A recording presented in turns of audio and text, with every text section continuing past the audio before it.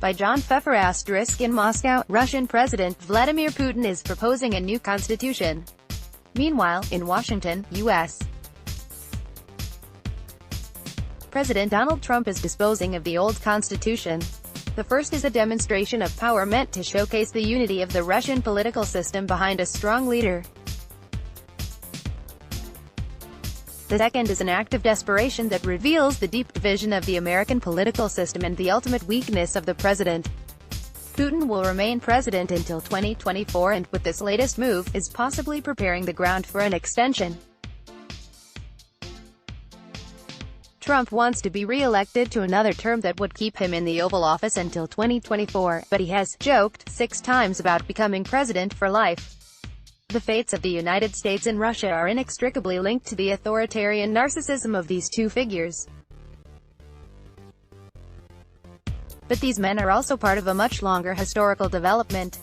Since the end of the Cold War, the United States and Russia have experienced an unexpected reversal in fortune. Looking ahead to the new millennium, imagine sitting down in front of your computer in 1999 to try to predict the future of the United States and Russia. The trajectory seemed clear enough. The Soviet Union was dead already for 8 years, the Berlin Wall was a decade gone, and the United States was the undisputed winner of the Cold War. If the 20th century was the American century, surely the 21st would be so as well. Certainly, the largest Soviet successor state, Russia, no longer seemed to be in the running. Its GDP was only a little more than half of what it had been in 1989. Inflation was raging at 36%. Billions of dollars had been siphoned out of the country during its putative transition to capitalism. Although life expectancy in 1988 was nearly 70 years, it dropped to below 65 years by 1994, an unprecedented decline for a modern industrialized country not experiencing a major war. Russia's nascent democracy, too, was in peril. President Boris Yeltsin, frequently drunk, consistently incompetent, and battling several impeachment threats, resigned on the last day of the millennium and handed power to his prime minister, Vladimir Putin. This little-known apparatchik, an alumnus of the Soviet security system, didn't face much of a challenge. A generation of pro-democracy advocates had been compromised by their support for the economic changes that had so clearly impoverished the vast majority of Russians. The country was edging in the direction of a failed state. With secessionist turmoil again roiling Chechnya, the very integrity of the Russian Federation hung in the balance. Contrast conditions in Russia in 1999 with those in the United States. At that time, America was the world's sole superpower enjoying its extended unipolar moment. The U.S. economy was, in the 1990s, in the longest extended economic boom in its history to that point. This expansion, plus a tax increase for the wealthy and a very modest set of cuts in military spending, allowed the administration of Bill Clinton to eliminate the budget deficit by 1998. In 1999, the unemployment rate dropped to 4.1%, the lowest in 30 years. It wasn't exactly a progressive economic agenda, not with Clinton's punitive welfare reform and corporate-friendly NAFTA. But it was an economic paradise compared to Russia. The Clinton administration was also edging in the direction of greater multilateralism. It signed the Rome Statutes for the International Criminal Court, though it didn't submit the treaty to the Senate for approval. The George W. Bush administration withdrew the U.S. signature in 2002. Similarly, Clinton signed the Law of the Seas Agreement, which the Senate refused to ratify. He also pushed for the United States to pay its unpaid dues to the United Nations. It was a compromised multilateralism, what Clinton called a la carte, but it was a step up from the unilateralism of the Reagan era. On the political front, Clinton too faced impeachment and a trial. Since the Senate couldn't muster a two-thirds majority for either count, lying under oath, obstruction of justice, Clinton remained in office. Vast right-wing conspiracy.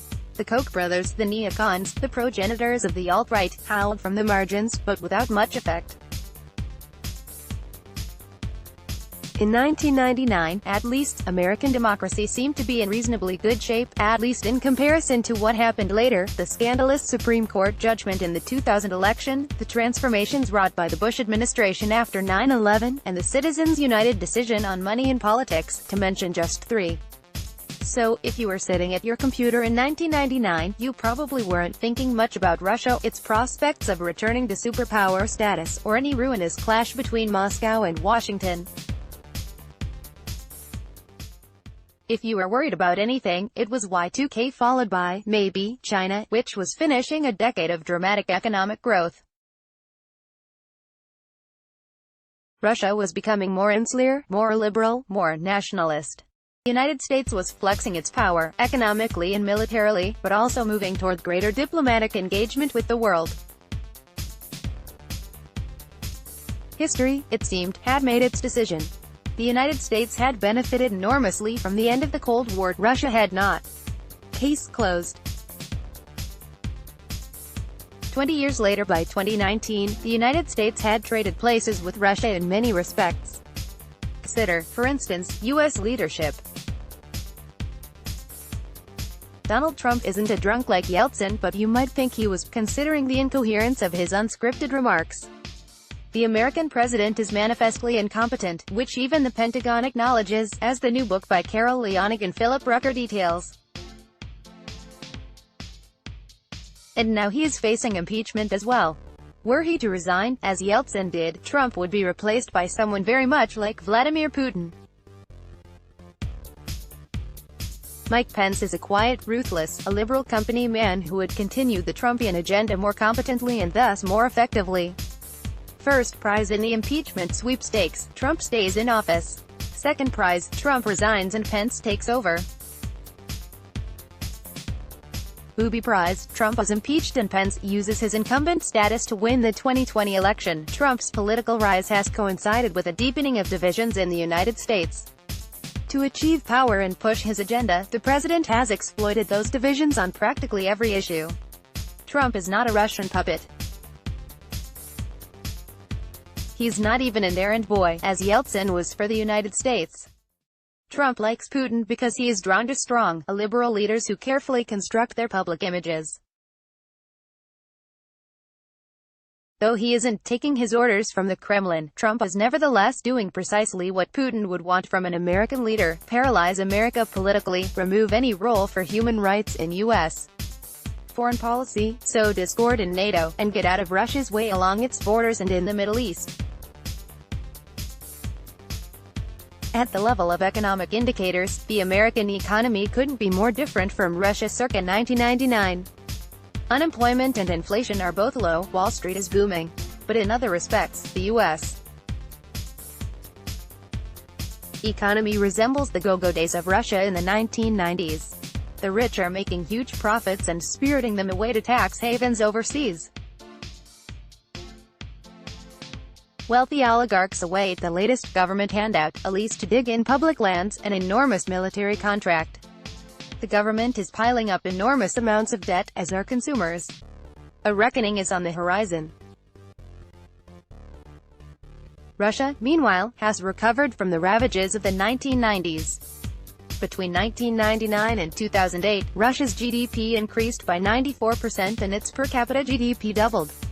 More recently, economic growth in 2018 hit a 6-year high. The official unemployment rate is currently 4.9%, though it's likely higher. While U.S. life expectancy has declined for 3 straight years, Russia's has recovered to 72 years. In nominal terms, the Russian economy is 11th in the world, behind Canada and Brazil. In terms of purchasing power, however, Russia ranks 6th. Of course, this is a far cry from the heyday of Soviet power. Moreover, economic growth has been rather anemic over the last year, the number of people living in poverty has been increasing, and the country remains dangerously dependent on its energy exports. Still, in a country where 70% of the population believes that Stalin played a positive role in Russian history, Vladimir Putin's iron fist policies have guaranteed him popularity ratings that also hover around 70%. It's not just a stabilized economy. It's also Putin's naked militarism. Over his 20-year reign, the Russian leader has brutally suppressed the Chechens, waged war in Georgia and Ukraine, deployed huge armies on the border of the Baltic nations, rebuilt the Russian military, supplied all comers with weaponry, and indiscriminately bombed large swaths of Syria. In the eyes of many Russians, Putin has indeed made his country great again. Putin didn't start out as a nationalist, but particularly after the Russian military campaign on behalf of secessionists in eastern Ukraine, Putin's appeals began to take on a nationalist tone.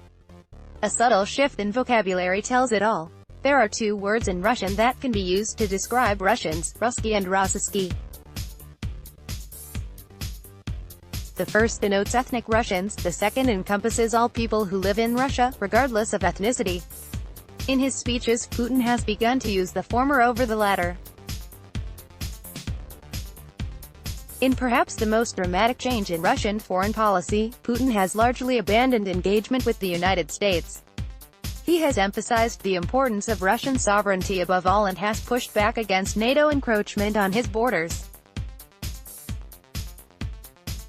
For the most part, he has backed a containment policy that permits negotiations, for instance, on arms control. But he has not hesitated to pursue a policy of rollback as well. This rollback approach has three prongs. The first involves widening the gulf between Europe and the United States and within Europe between illiberal and liberal governments, for example, Hungary and Germany. This strategy involves funding and supporting the European far-right and any other Eurosceptical forces. The second prong is to push the United States out of nearby regions, Afghanistan, Syria, Iraq, through key alliances and strategic military campaigns. Finally, Putin is bringing the battle to the United States itself. By updating Soviet-era disinformation campaigns in an era of social media, Putin has done more to weaken the United States than anything the Communist Party ever dared to consider. The Russian campaigns might not have gotten Trump elected in 2016. It's hard to know what combination of factors pushed a total of 80,000 voters in 3 swing states to support the Republican candidate, but they certainly contributed to undermining U.S. faith in democratic institutions. All indications suggest that Russia is gearing up for an encore performance in 2020, victory of illiberalism, the liberal age, with the United States presiding over it. It is over. Illiberal leaders are now in charge of the United States, Brazil, India, China, Russia. The far right is upending electoral calculations in Europe. The expansion of liberal democracy that was presented as an inevitable trajectory in the 1990s now seems as laughable as a world of Betamax and dial-up internet. Russia represents the new political norm, guided democracy with authoritarian tendencies. China, in the wake of the Tiananmen crisis of 1989, deliberately eschewed the Gorbachev model of modest democratization. Going forward, however, Beijing may well decide that Putin's model, with its illusion of democracy, is the future. According to a new convergence theory, China's Marxist-Leninism would gradually approach Russia's illiberal democracy to create the worst kind of hybrid political economy. Putin, despite his Soviet background and friendships with putative socialist leaders in Cuba and Venezuela, is a thoroughly right-wing leader. He is pro-religion and anti-LGBT. He embraces a corporate and corporatist agenda. He is a militarist. He cares nothing about human rights or democracy. With respect to his foreign policy, perhaps it's more accurate to describe Putin simply as a liberal. It explains why he supports both right-wing extremists in Europe and left-wingers in Latin America. One thing Putin is not, however, is a populist. He's not in favor against a domestic elite, as Trump does. After all, Putin has carefully cultivated a domestic elite from the corporate sector, the oligarchs, and the security sector, the Siloviki. Nor does he criticize globalists, as Trump does. Putin desperately wants a seat at the global table, for instance to rejoin the G7. After 20 years of rule, Putin shows few signs of walking away from power. His current term of office runs until 2024. According to the current constitution, he won't be able to run again. But recently Putin announced plans for a new constitution. On the face of it, Russia's new constitution would prevent the president from serving more than 2 terms, period.